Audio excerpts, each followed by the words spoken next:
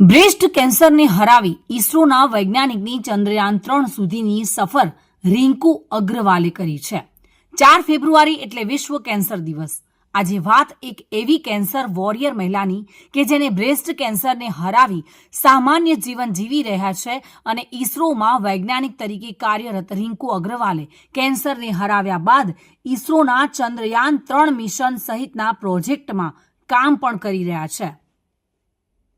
Breast cancer જેવી ગંભીર બીમારી સામે લડીને પણ પોતાના સપનાઓને જીવંત રાખનાર અને ભારતના ગૌરવરૂપ અંતરિક્ષ મિશન ચંદ્રયાન-3 પર કામ કરનાર ઈસરોની વૈજ્ઞાનિક રિંકુ અગ્રવાલે આજે હજારો મહિલાઓ માટે પ્રેરણા સ્ત્રોત બની છે।